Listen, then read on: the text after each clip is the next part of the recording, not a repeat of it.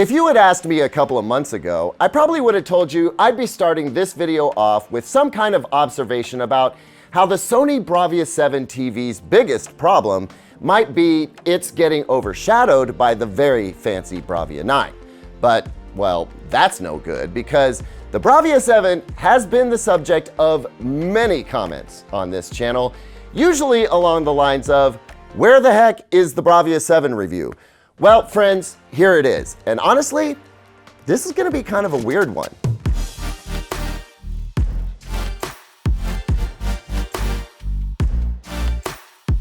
Welcome back, everyone. I'm Caleb Dennison, and okay, so it's a popular TV. I get it. A Sony mini LED TV that, while still fairly expensive, costs far less than the flagship Bravia 9. And well, it's a Sony TV, so we can all fairly expect it's gonna be pretty awesome. And in many ways, it legitimately is very awesome. But it's also kind of a curious TV. I don't know if I've ever reviewed a TV that aced so many exams and yet still had to fight for my recommendation. Now, I'll tell you right now that the Bravia 7 is, in most ways, a big upgrade over last year's Sony X90L. And while it isn't quite as aggressive a performer as Sony's step-up Bravia 9 is, it is indeed an awesome TV. I can't wait to tell you how. And yet, the number of people I'm gonna end up recommending the Bravia 7 to is, well, relatively small. How do we square that up? Well, by reviewing this TV, that's how.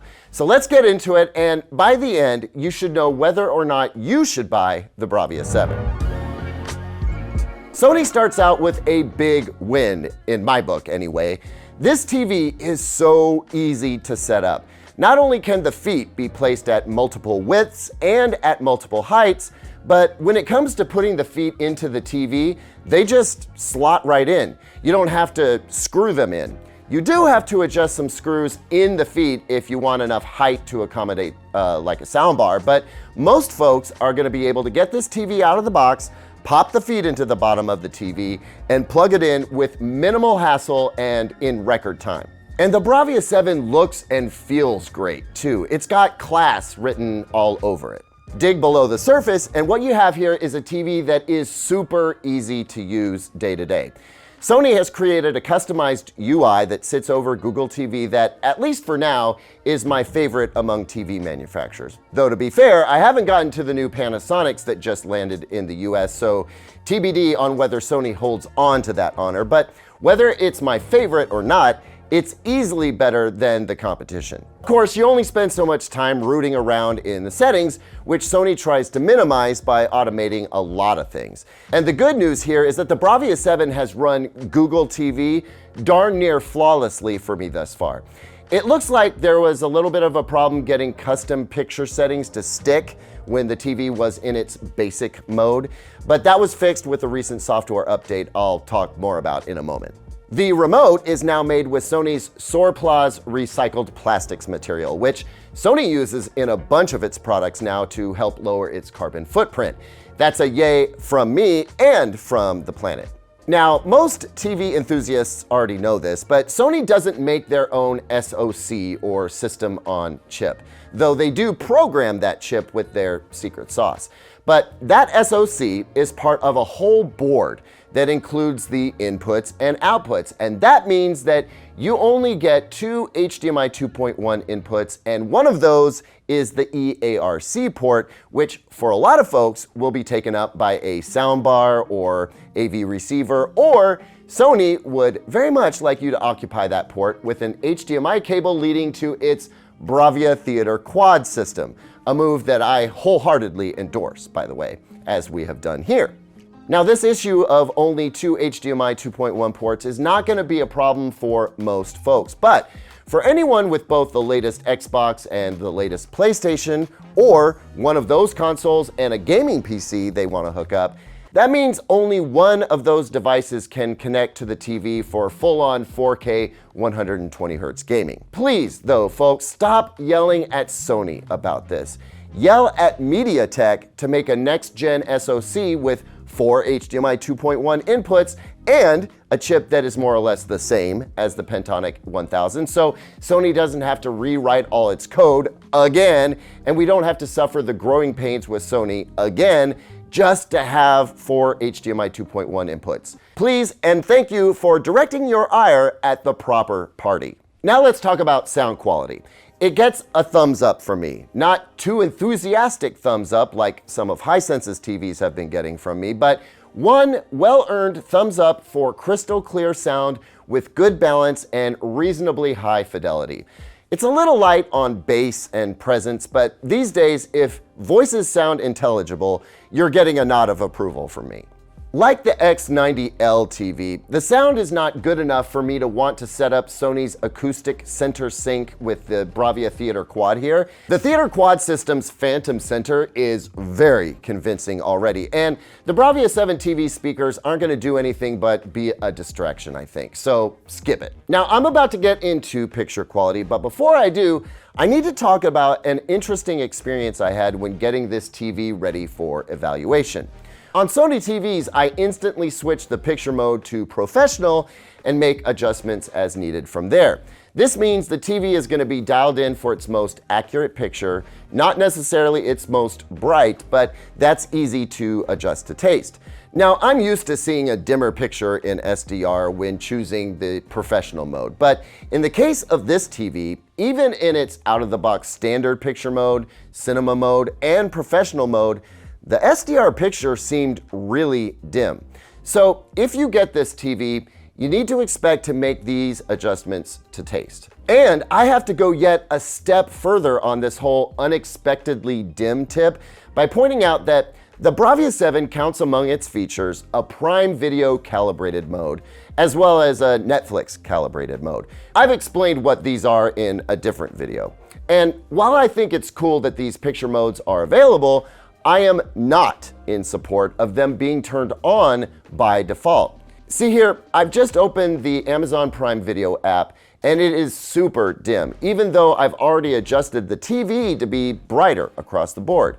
And when I pull up the picture settings, here's Prime Video calibrated mode turned on. Now, it's easy enough to turn off, but I have to wonder how many folks will be unaware of this and just think that Prime Video content is super dim. Now, to be fair, Sony is not to blame for this. This is Amazon Prime Video's choice. Good news is that Netflix calibrated mode is not turned on by default, though you do get a prompt to turn it on if you want to. Anyway, here's what I suggest you do to get this TV up to the brightness that you may want, unless you're just watching it in a pitch black room. I think most of you are going to be happiest with the local dimming setting at high and the peak brightness setting at high as well. You can then evaluate whether you want to further boost the brightness level using the brightness adjustment. So I really want you to hear me on this. This TV may seem dim out of the box if you choose the professional mode especially, but it has all the brightness you need and then some. So don't worry, you just need to do a little work for it. It's no big deal. Also, I got a software update while I was reviewing this TV, one which I think also went out to the Bravia 9. The description here promises to fix, among the other things that you see listed here, an issue where the screen brightness may increase when subtitles are shown. An issue I believe I spoke to when reviewing the Bravia 9, if memory serves. Zeke, let's see if memory serves. This is the end credits of Obi-Wan Kenobi on Disney+. Now, as you can see, we've got a starry space scene here, and onto it splashes these bright credits. When the bright credit comes up, you'll notice that not just the bright credit comes up, all of the stars get brighter too. Yeah, y'all been served. So make sure to check for an update when you set up this TV. It should be applied automatically during initial setup, but as I like to say from time to time, trust but verify. With that stuff covered, let's now proceed to a segment I like to call Numbers for Nit Nerds. This is where we get into some of the TV's measurements, and if that sounds a little nerdy for you, no problem, you can skip ahead using the timecode links in the description, and I promise you, I'll cover all the meaningful stuff in the picture quality section coming up right after this. For you Nit Nerds though, merch in the description, here's what we're looking at. I'm gonna breeze through most of this because if you are a Nit Nerd, then you already know that this TV is gonna ace almost every measurement here, right? And it does. But as usual, we'll start with brightness, which is where most of the interesting results came in anyway. I can't actually recall what this TV's default SDR brightness setting was in the professional mode. It may have been 20, but by the time I got started on it, it was up to 30. Regardless, I have the numbers for the brightness set at 20, 30, and 50 with all other settings at default, which means that local dimming was at medium and peak brightness was off. SDR peak brightness at brightness setting 20 was 265 nits. At 30, it got to 375 nits. And maxed out at 50, the Bravia 7 measured 522 nits, which is fairly bright, but far lower than I was expecting. So then I turned the peak brightness setting on to high and local dimming to high, and I found myself in the 1800 nit territory, which is absolutely insane. What I like here is that Sony gives you a broad range of control to dial the TV in just how you need it to be. White balance measurements came in excellent, little hot on the red, but that is easily fixed with a couple of clicks in the 2-point white balance menu. But stock professional mode came in with a max delta E of about 2. Respect. 20-point grayscale, similar story. Excellent performance in the pro mode. Only the brightest whites were above a delta E of 2 and only by a touch. More respect. All colors in the color gamut test were under a delta E of 2, and the very challenging color checker test, well, the Bravia 7 aced it with a max delta E of 3.8 and an average of 1.8. Guys, that is awesome for a stock picture mode. Color saturation and luminance tests in SDR also aced. Moving on to HDR, and I know I probably spoiled the peak brightness news earlier. In a 10% window, it was around 1900 nits. I know the TV testing the 2000 nit territory at one point, but bumping the window size up or down brought the peak brightness number down too, often closer to 1600 nits for me, 1300 with its default settings. And full screen brightness can be as high as 700 nits. Now, a real-life HDR test shows peak HDR highlights are probably hanging out closer to the 1100 nit territory, which is enough to accurately reproduce most of the HDR content that you can lay your eyes on. The Bravia 7 follows the EOTF curve like a true champion, about as perfect as it gets. Now, you can choose picture modes that over-brighten HDR if you want. More on how I think that's a good idea for most people later. But in the professional mode, this is what you want to see. So, mad respect. What else? Oh, HDR color checker. Super impressive. It is so rare to see a TV get all of these right. Sony, you folks continue to be the standard setter for color accuracy, and I, for one, am here for it. PCI P3 color gamut coverage came in at 97%, a passing grade, but expected. And BT 2020 coverage came in at a delightful 80%, which is great for a mini LED TV, though I do have to remind everyone that the Hisense UX hit 83%. One other Nit Nerd specific thing. I checked the Bravia 7 for near black chrominance overshoot, since that seems to be a known issue on some other Sony TVs that use the Pentonic 1000 SoC, like the A95L and the Bravia 9. And I mean, there may be a little of that going on here, but I'm really struggling to see it. Might do a short test with the A95L sitting under the Bravia 7, both playing the same scene, and see what happens, so keep your eye out for that. Okay, so if you're just rejoining us after skipping the Nit Nerds section, here's what you need to know about the Bravia 7's picture quality. I'm gonna start with all the good stuff and end with two problematic things. Then we'll wrap it up by talking about who this TV is good for, okay? The Bravia 7's brightness capabilities are stunning. Now, by the numbers, it doesn't measure as the brightest TV. That honor goes to the Hisense U8 and just behind that, the TCL QM8. But in real life, the perceived brightness of this TV is right on par with those other light cannons. It's truly incredible when the TV is set up to do it. The backlight control on this TV is very good. I sometimes wish it was a little more speedy, so what little halo is visible disappeared faster as objects moved around the screen, but that's when I'm looking for that kind of error. When I relax and just enjoy content, get caught up in the story,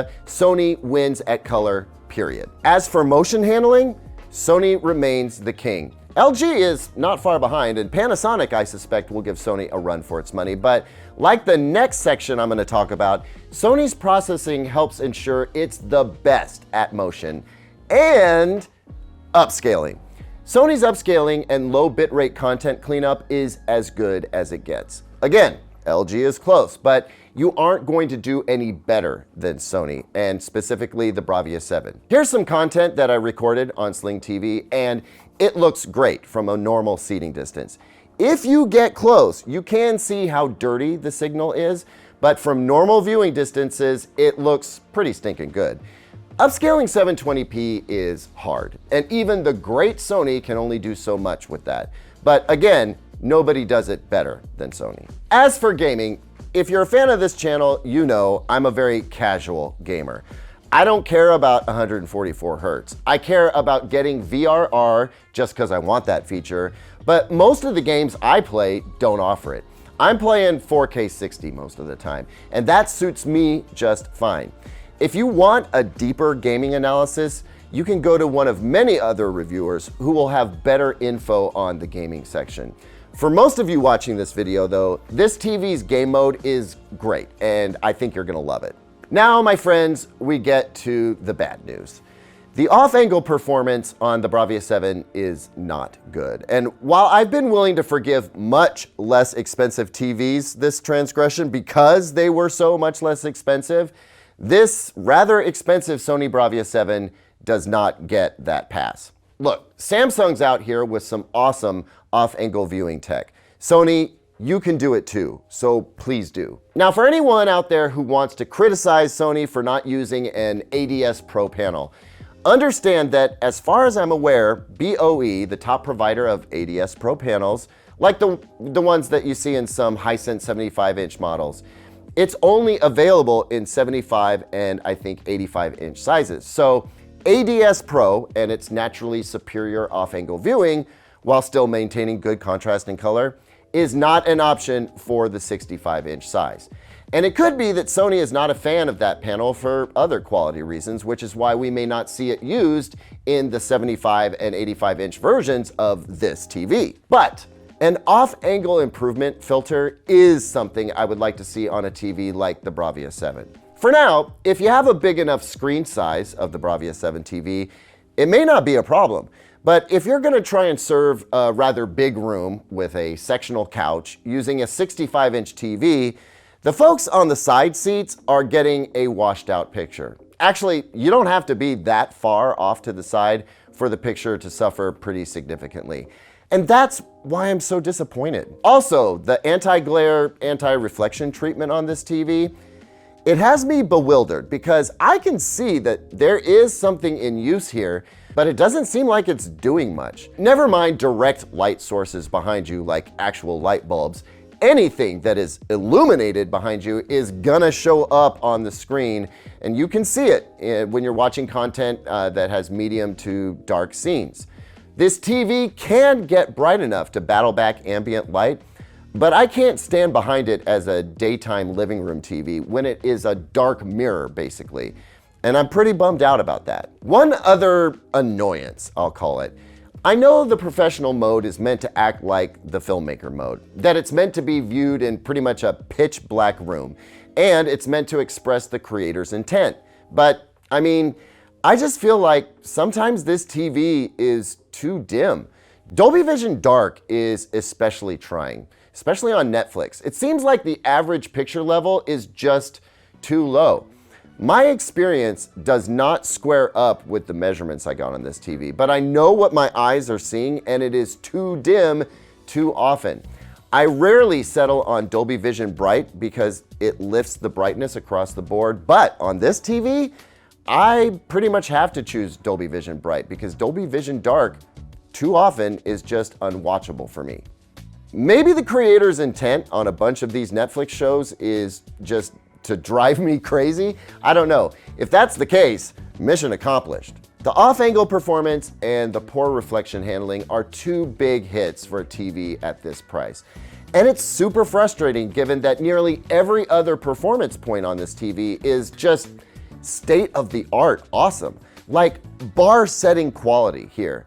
This TV is otherwise so good and just really enjoyable. Like, you don't have to be an enthusiast or purist to see how awesome the picture is. All in a really attractive package with a easy-to-use experience built right in. But at the end of the day, I feel like this TV belongs in dedicated entertainment spaces, where light control is pretty much built in and other accommodations can be made for the pretty reflective screen.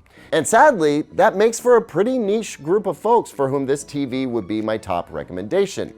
The average American living room is just not the right spot for this TV, I think. I don't know. What do you think? Do you disagree? Let me know in the comments if you own this TV and feel differently about that. And keep in mind too that I used normal house lights here, not just our ridiculously bright studio lights. But if you're looking for a killer TV for your entertainment room, home theater, game room, that sort of thing, the Bravia 7 is, like I said, superb. I know at least one X90L owner who's gonna see this review and not enjoy that I've said that, but it's true. The Bravia 7 is a big step up for Sony, and I'm glad they made it. Well, I'm glad with like 90% of it. Now you know if this TV is right for you. Thanks so much for watching, everyone. Like I said, please leave your comments about your experience and your questions in the comments section below. Please give this video a like if you think somebody else would find it helpful or enjoy it. Subscribe if you want to see more. I'll see you on the next one, and until then, here's 2 other videos I think you might like.